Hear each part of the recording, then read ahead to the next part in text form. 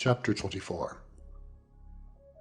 When a man hath taken a wife, and married her, and it come to pass that she find no favour in his eyes, because he hath found some uncleanness in her, then let him write her a bill of divorcement, and give it in her hand, and send her out of his house.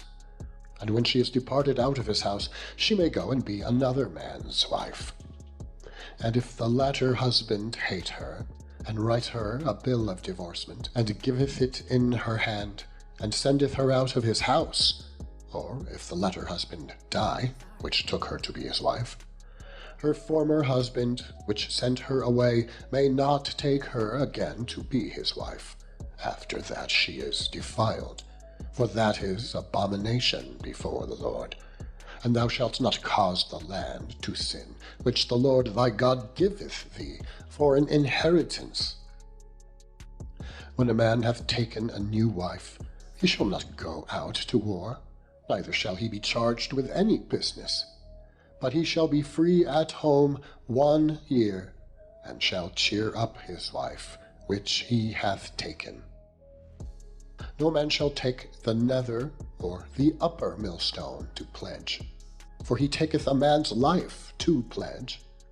If a man be found stealing any of his brethren of the children of Israel, and maketh merchandise of him, or selleth him, then that thief shall die, and thou shalt put evil away from among you.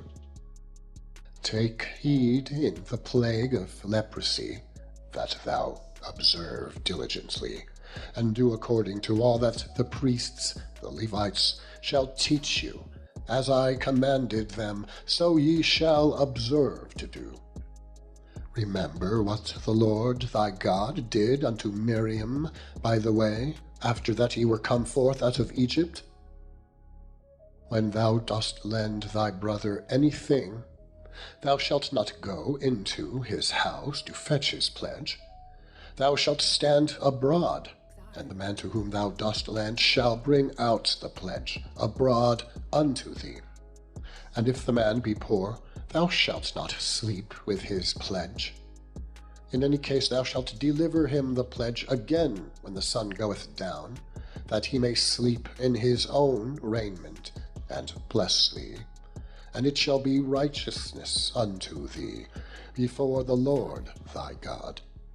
Thou shalt not oppress an hired servant that is poor and needy, whether he be of thy brethren or of thy strangers that are in thy land within thy gates. At his day thou shalt give him his hire, neither shall the sun go down upon it, for he is poor, and setteth his heart upon it, lest he cry against thee unto the Lord, and it be sin against thee. The fathers shall not be put to death for the children, neither shall the children be put to death for the fathers. Every man shall be put to death for his own sin. Thou shalt not pervert the judgment of the stranger, nor of the fatherless, nor take a widow's raiment to pledge. But thou shalt remember that thou wast a bondman in Egypt, and the Lord thy God redeemed thee thence. Therefore I command thee to do this thing.